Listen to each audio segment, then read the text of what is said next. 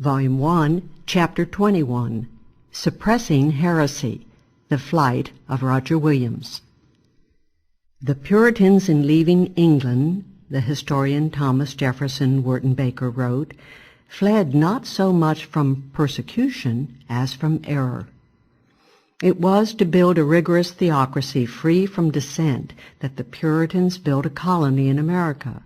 And yet, a Protestant theocracy must always suffer from a grave inner contradiction, for one significant tenet of Protestantism is the individual's ability to interpret the Bible free of ecclesiastical dictates. Although particular Protestant creeds may have no intention of countenancing or permitting dissent, the Protestant stimulus to individual interpretation must inevitably provoke that very dissent.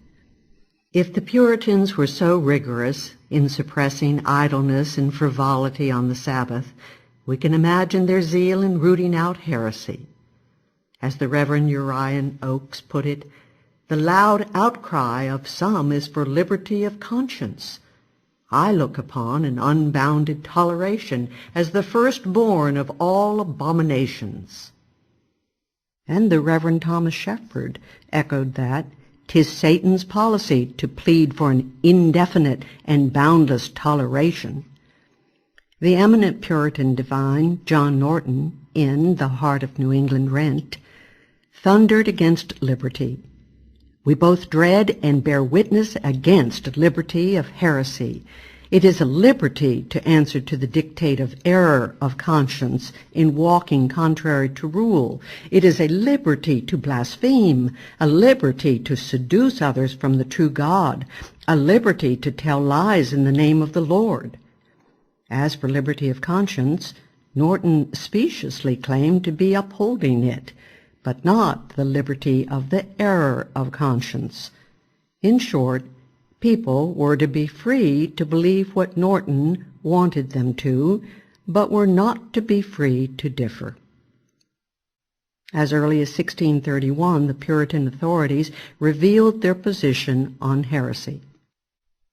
In that year, Philip Ratcliffe was whipped, fined 40 shillings, had his ears cut off, and was banished for the high crime of uttering malicious and scandalous speeches against the government and the church. The first important case of heresy also came soon after the founding of the colony.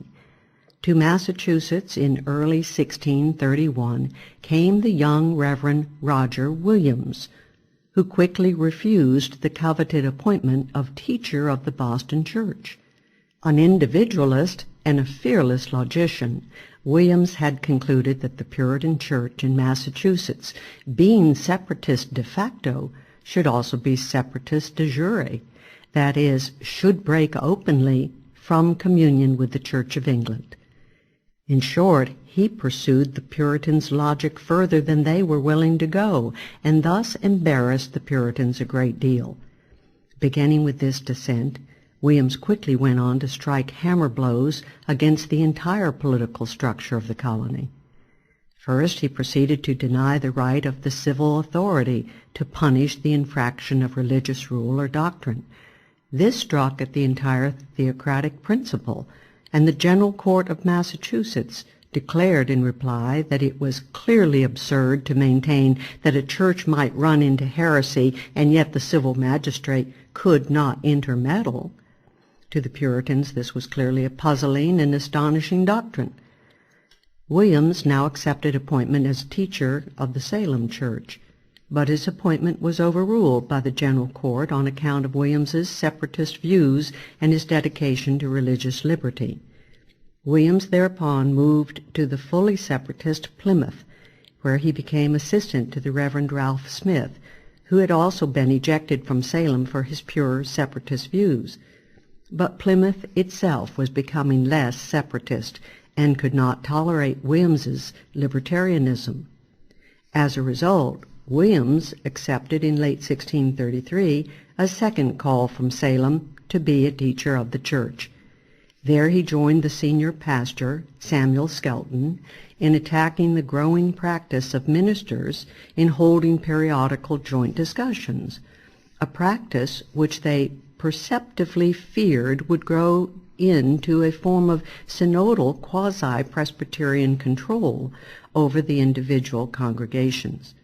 Only 4 years later, Skelton and Williams were proved right by the erection of a system of synods which also resulted in joint ministerial advice to the civil power.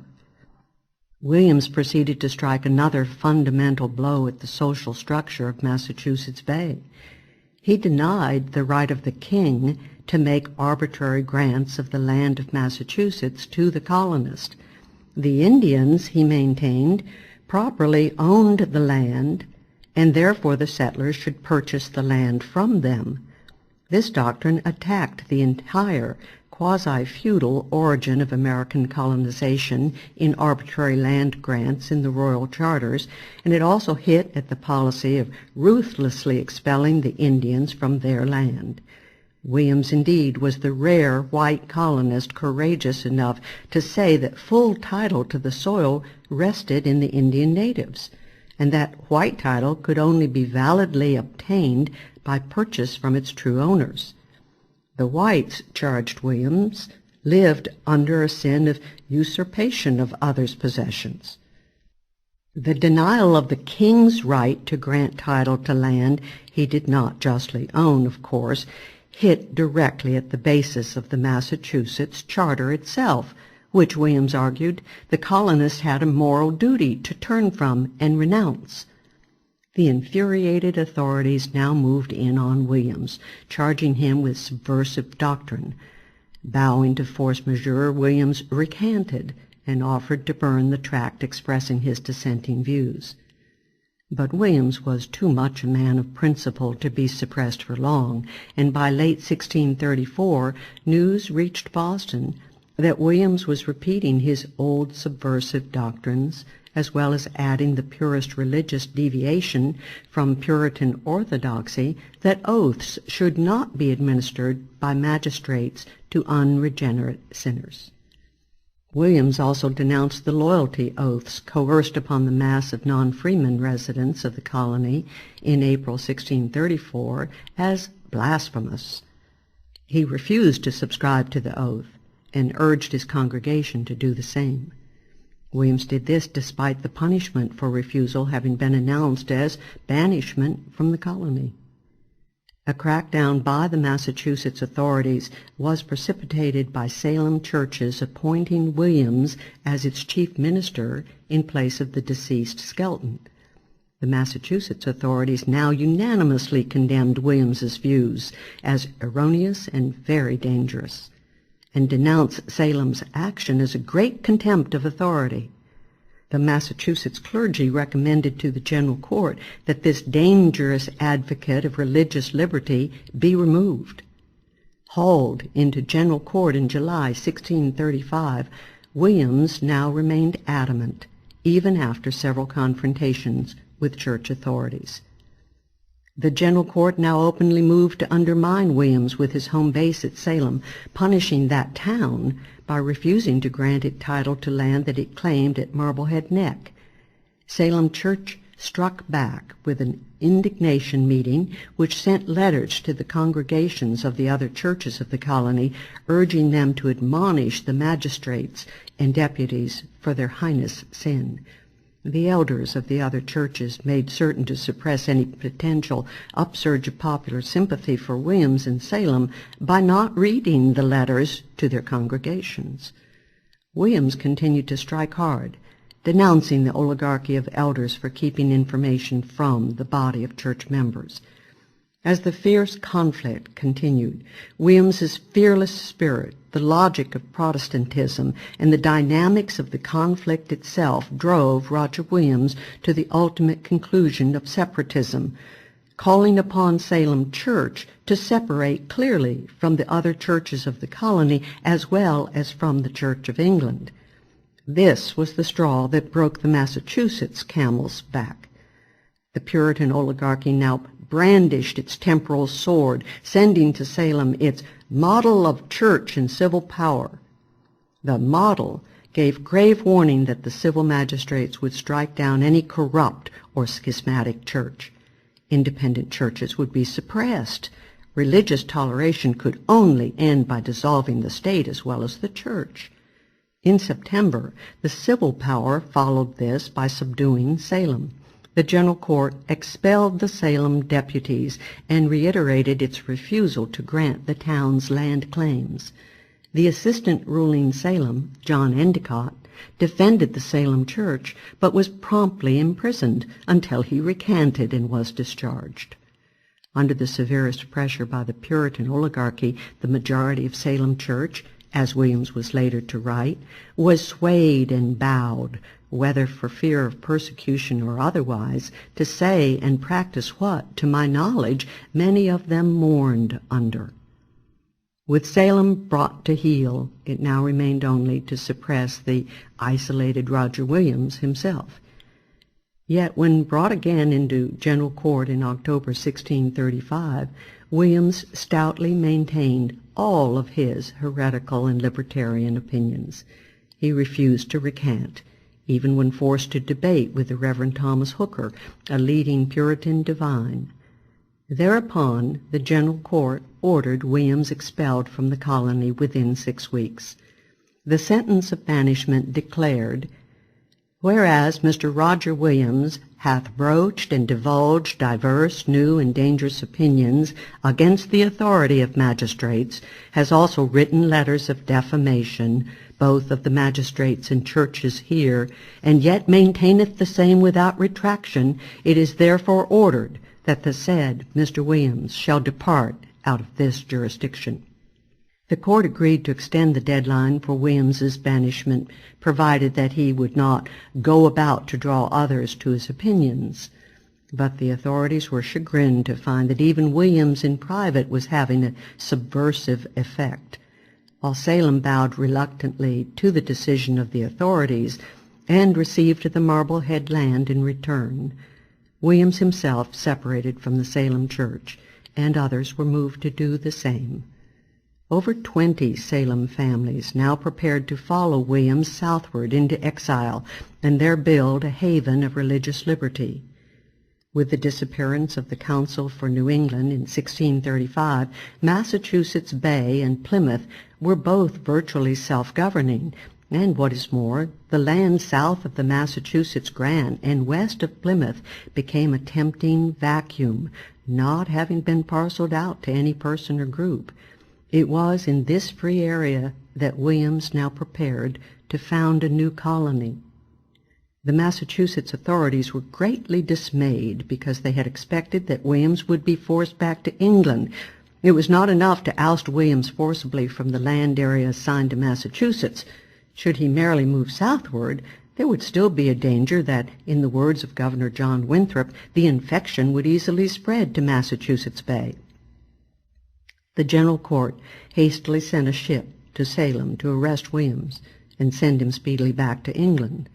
But Williams bested his persecutors and fled alone into the wilderness.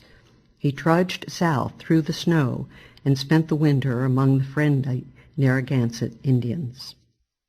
In the spring, Williams was joined by 4 friends, and they proceeded to the northern tip of Narragansett Bay, where they founded the settlement of Seekonk. There they were soon joined by several more families from Salem. The great southward flight from Massachusetts had begun. Williams's travail had scarcely ended, however.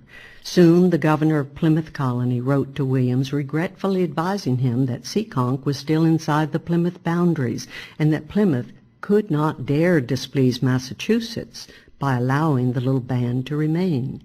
So Williams was now banished from Plymouth as well, and the purchase of the Seekonk land from the Indians, the clearing of land, and the planting of crops had all been in vain. Moving west across the Seekonk River, Williams left the jurisdiction of Plymouth and founded the settlement of Providence. In Providence plantations, Williams and the others scrupulously purchased the land from the Indians and determined to allow religious liberty in their new and spontaneously formed colony. How Roger Williams was regarded by the frightened Puritan oligarchs of Massachusetts Bay may be seen from the historical account of the Reverend Cotton Mather, one of the main leaders of the later generation of Puritan divines. There was a whole country in America like to be set on fire by the rapid motion of a windmill in the head of one particular man, Roger Williams. And Mather realized that Williams's doctrines were aimed at the whole political as well as the ecclesiastical constitution of the country. The reaction of the Massachusetts authorities to Williams's flight was to step up their persecution of Salem separatism. All meetings of separatists were now outlawed. Williams's views, at least in these early days of his career, were notably libertarian, especially in contrast to those of other Americans of his time. But it must be recognized that Williams emerged as an embattled leader within the context of a Puritan and dissenter movement in England, which in the 1630s and 1640s was rapidly becoming radicalized and increasingly libertarian. The libertarian movement reached its culmination and was not to reach the same height again for well over a century in the leveler movement of the 1640s. Williams himself had participated in the emerging Puritan cause. A protege of the great liberal jurist Sir Edward Coke, Williams owned opinions that had brought him into conflict with the ultra-Anglican and minion of the Stuarts, Archbishop Laud. Williams thus received his early ideological training in the liberal dissenter movement.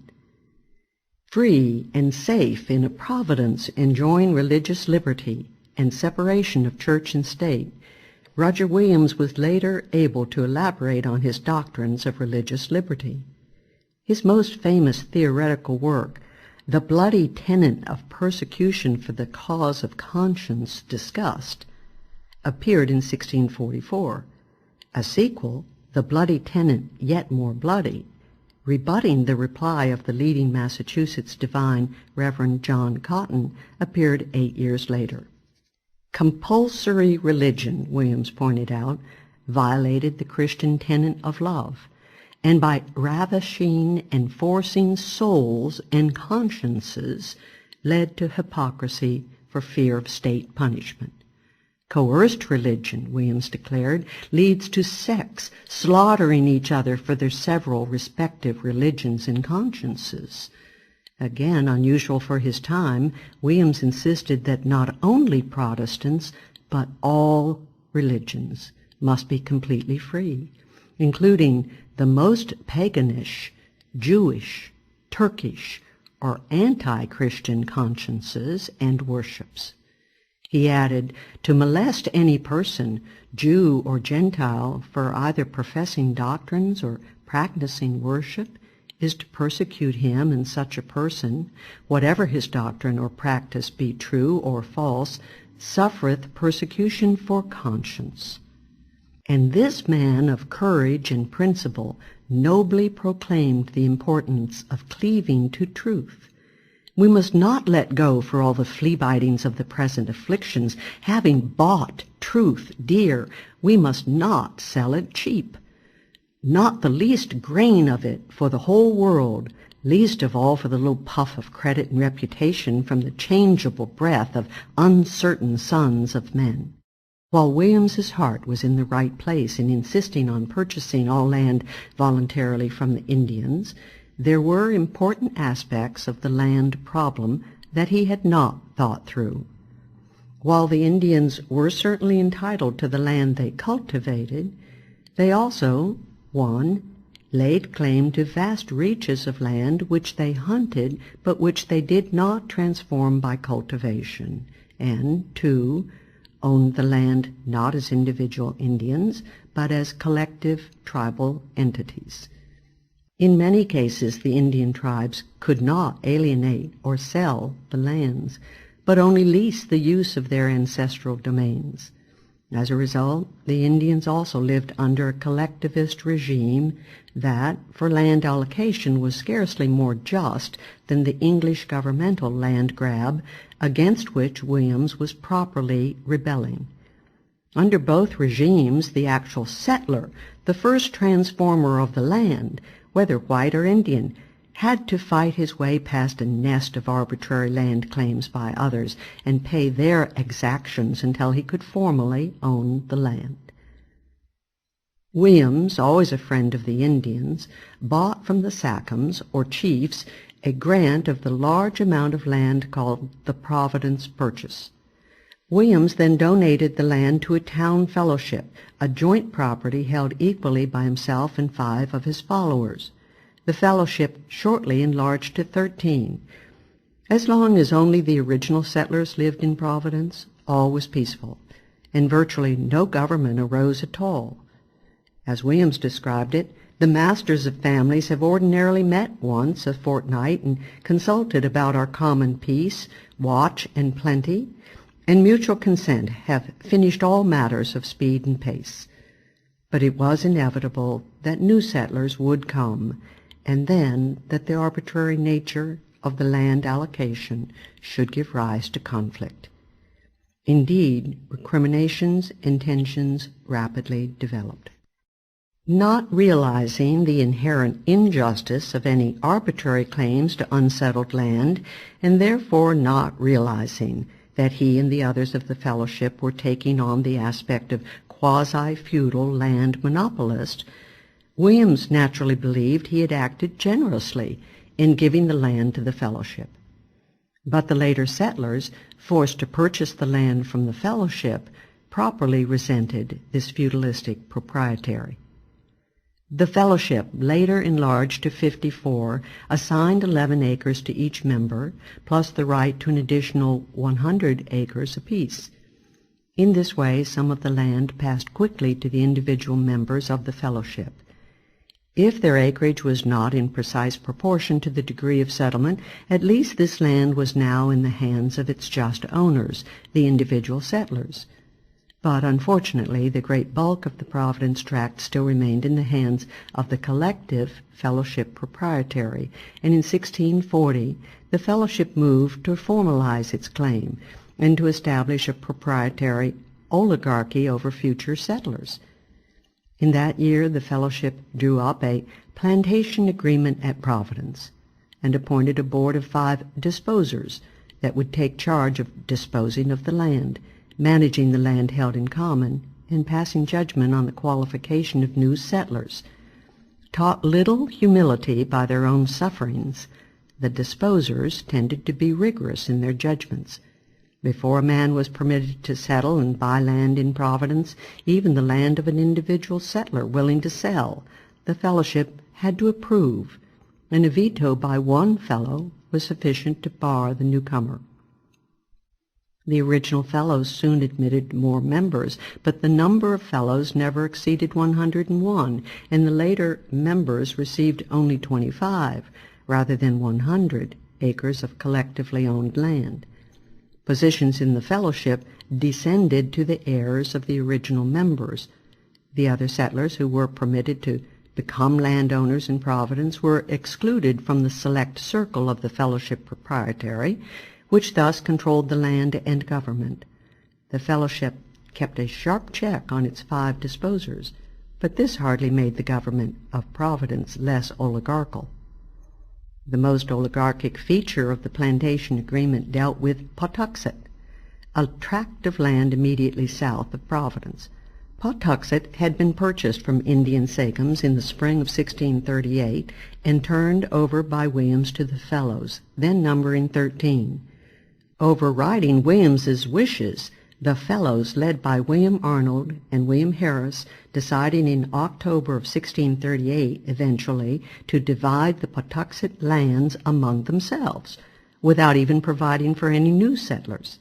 The agreement of 1640 confirmed Pawtuxet as a closed proprietorship. Roger Williams carried his principles of religious liberty into practice.